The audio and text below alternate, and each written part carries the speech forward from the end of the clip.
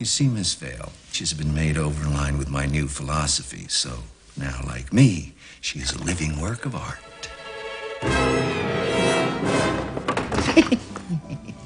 Something tells me a whole lot of people are about to die. What if Harley Quinn was in Batman '89? This is FanScription.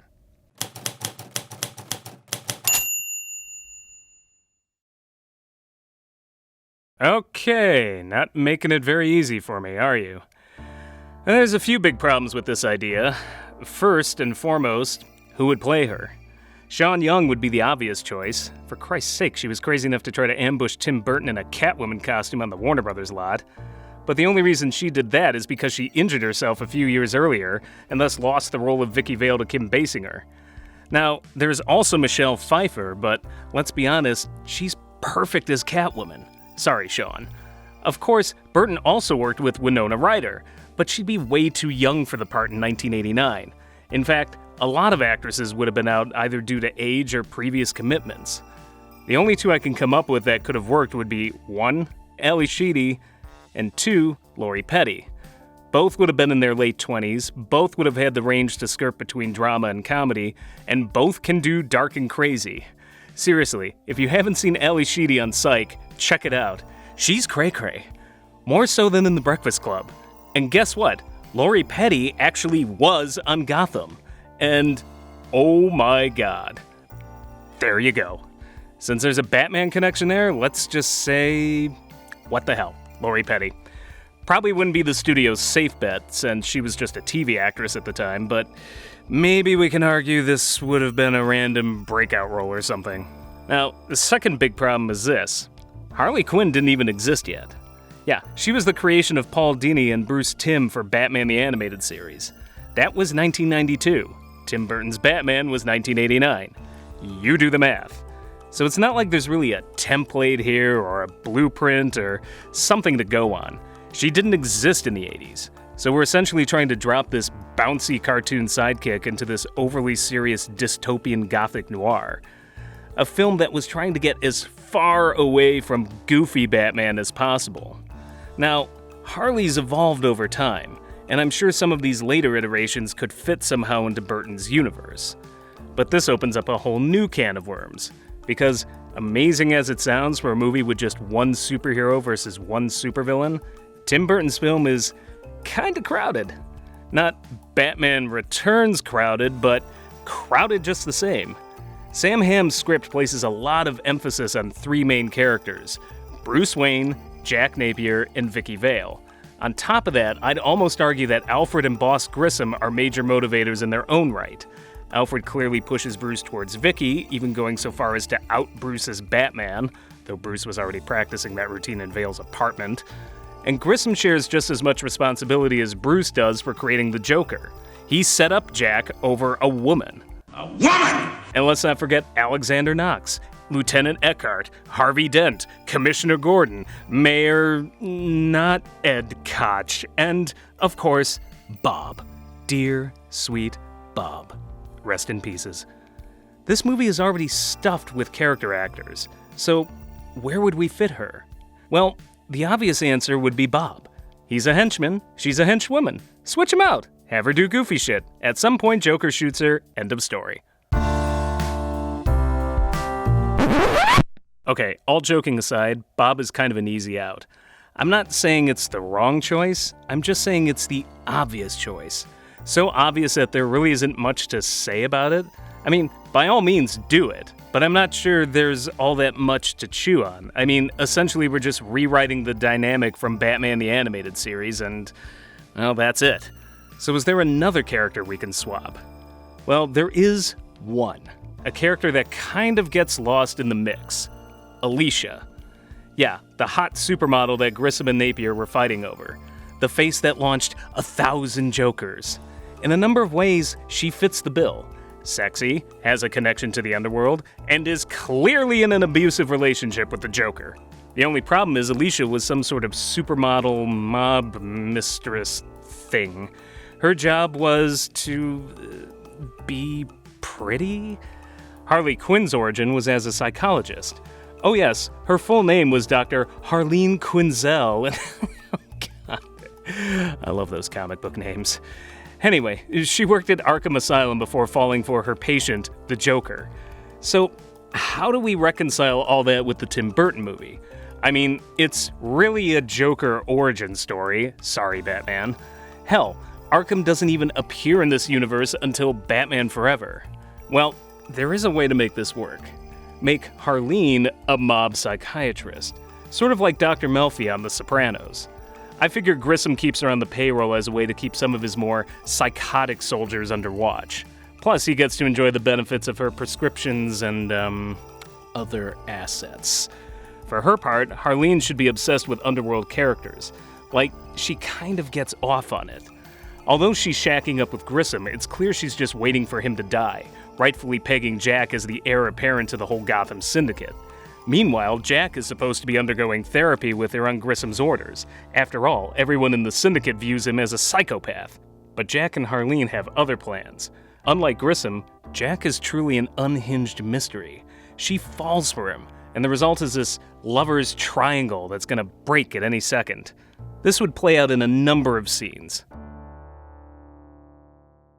First, Jack and Harleen would be talking in her office, watching Harvey Dent threaten Grissom on the TV. Cigarettes would be lit, martini glasses flowing. Napier would be lying on a psychotherapist's couch as Harleen fiddles with his hair.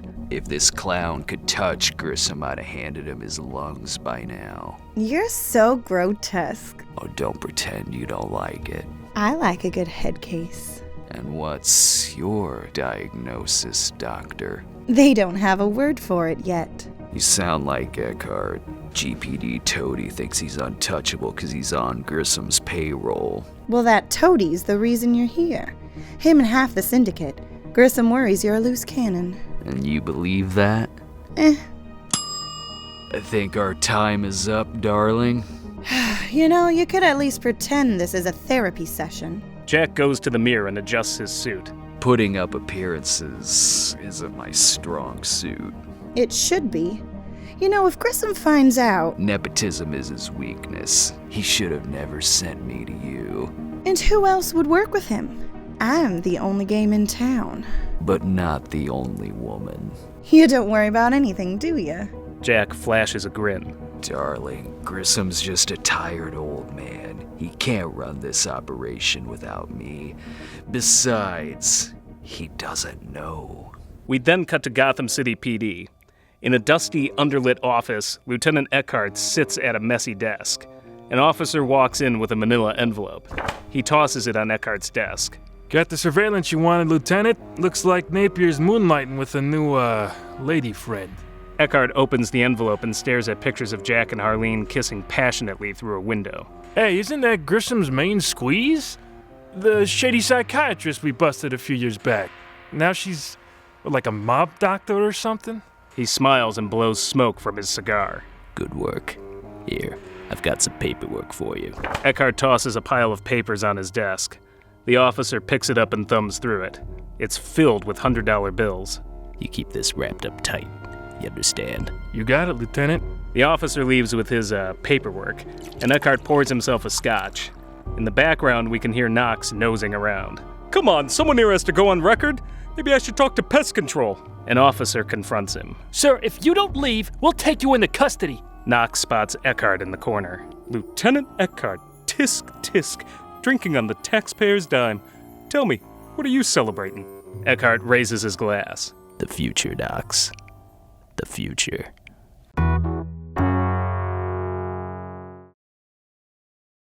Hey there, FanScriptioneers, Walter Benaziac here.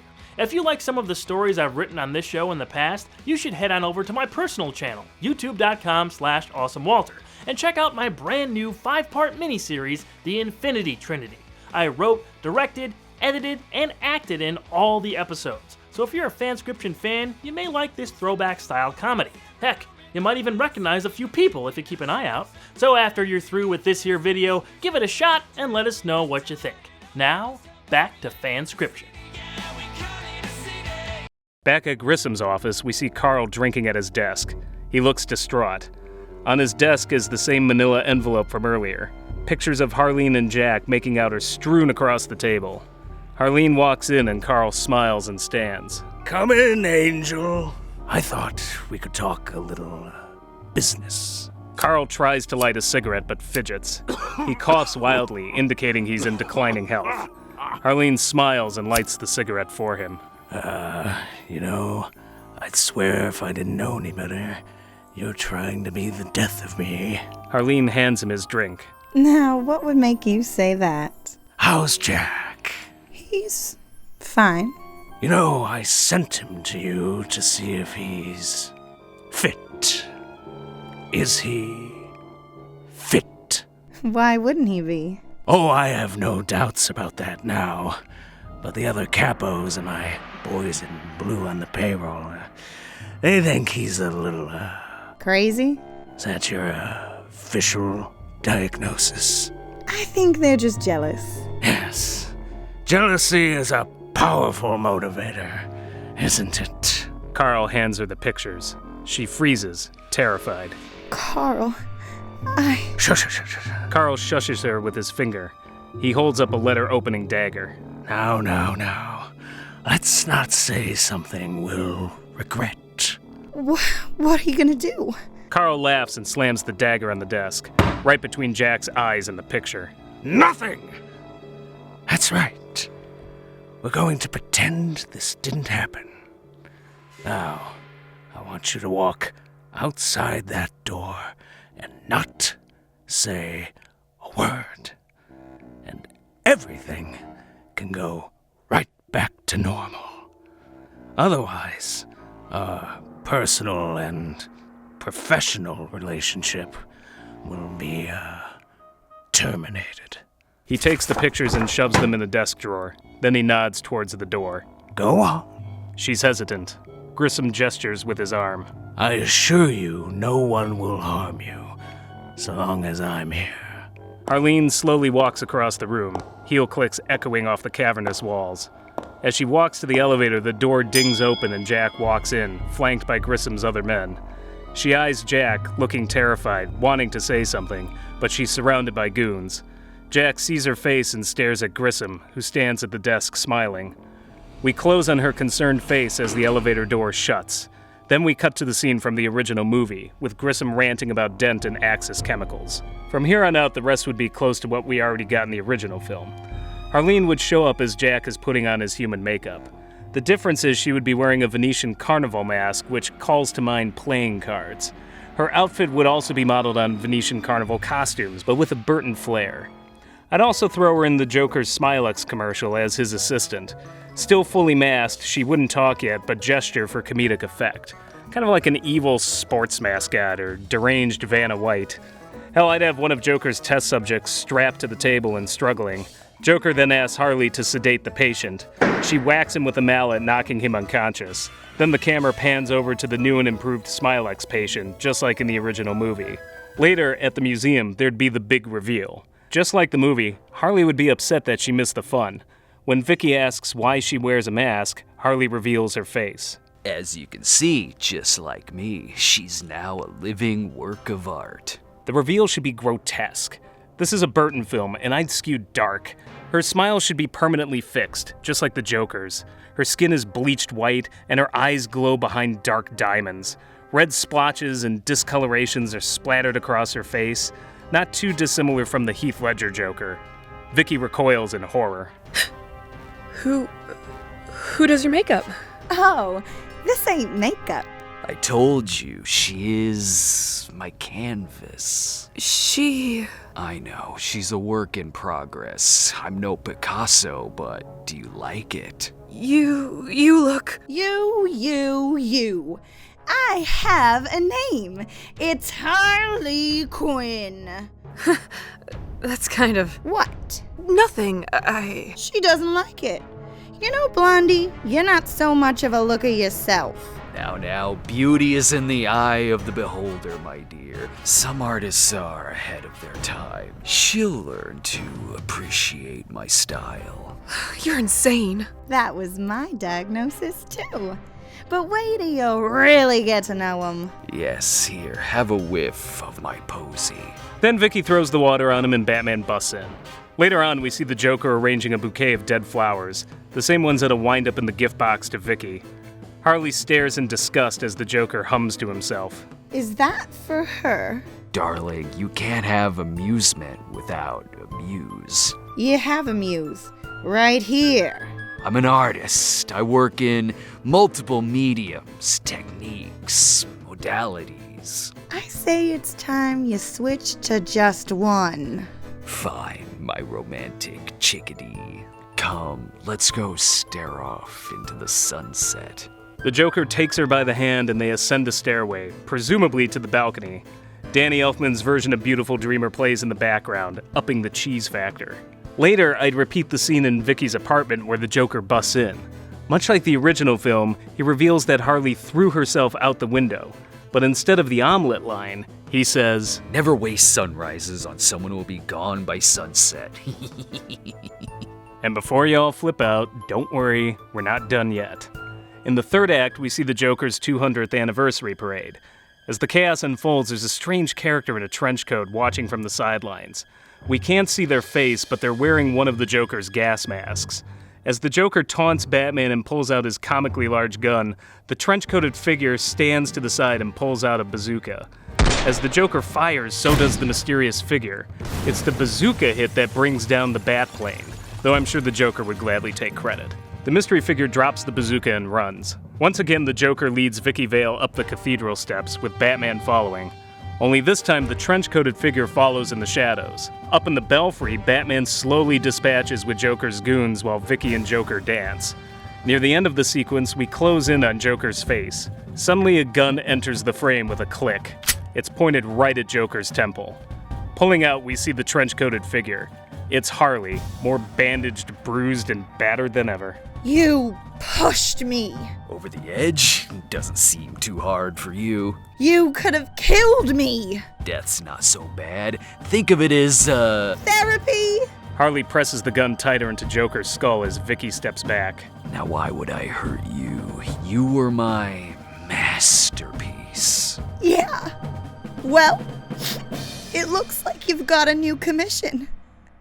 And I'm gonna put her out of it. Harley trains the gun on Vale and fires. It misses. Joker slaps the gun out of her hand and she slaps him back. Joker recoils, stunned as Harley lunges at Vale. Everything was going fine till you showed up. The Joker watches the fight unfold. Harley swings with a metal rod as Vicky dodges for her life. She misses and the rod hits a brick pillar, falling out of her hand. She dives at Vicky. Ladies, please, this is a church. Harley punches Vicky in the face. Vicky falls, seemingly unconscious. Harley walks over to her gun and picks it up. Then she approaches Joker with gun in hand. That chopper's only got room for one more. And I'm gonna be on it. She grabs the Joker and kisses him. Suddenly there's a loud thwack. Harley sinks, revealing Vicky Vale holding a broken plank of wood. Oh, and I thought you didn't care. I don't. Vale smiles as Batman taps Joker on the shoulder and asks, Have you ever danced with the devil in the pale moonlight? The final fight hits all the same notes that the original film did, except with one difference. As the Joker hops on the floating ladder, Harley emerges from the shadows and lunges toward the chopper. No! Take me with you! She grabs the Joker by the waist and starts slipping. Batman fires his cable and it attaches itself to Harley's leg and the gargoyle statue. This time, though, the statue doesn't break. Harley is clinging to Joker for dear life. He tries desperately to shake her free. Sorry, dear, our time is up. But feel free to drop in sometime. You won't get rid of me that easily. She clings tighter as the cord around her leg tightens. By now she's slipping, grabbing Joker's legs. He begins slipping too as the chopper slowly pulls away. Finally, he can't hold on any longer. Both he and Harley fall, but she's attached to the statue and slams into a wall. The Joker plummets to his death. And, well, there it is. Harley lives to fight another day. Perhaps she ends up in Arkham Asylum. Perhaps she escaped. I close out the final fight much like the film did. Focus on the Joker's body. That way it can be left open what happened to Harley. Maybe she woke up on the side of that cathedral and snuck away, or maybe Batman hauled her to jail. Either way, she could show up in a future sequel. And that's an important point, because I feel fans might be disappointed that this version doesn't have enough Harley. Well, as I said, the film is already really crowded. And if you want more classic Harley, switch her up with Bob and you've got your answer. This version treats her more like Billy D. Williams' Harvey Dent. It's more of a setup for a future character, a sort of mini origin story tucked inside this film. The payoff would come later, perhaps in Batman Returns. I mean, think about it. Harley and Catwoman running around? That might actually make for a better pairing than Penguin and Catwoman, but I digress. Harley Quinn and Tim Burton's Batman could work, but it would always be a setup for a later idea. For my money, Harley is a product of her time, a post-Burton creation probably best explored outside the Burton universe, like, say, in the animated series. Though, I gotta be honest, considering what he did with Catwoman, I will always wonder just what the hell Tim Burton's Harley Quinn would look like. Probably Lydia in clown makeup. Anyway, perhaps you agree with me, perhaps you don't. Let us know what you think. Would Harley Quinn and Tim Burton's Batman work? How would you do it? And make sure to check out our podcast. Till next time. Remember, you are my number one. God.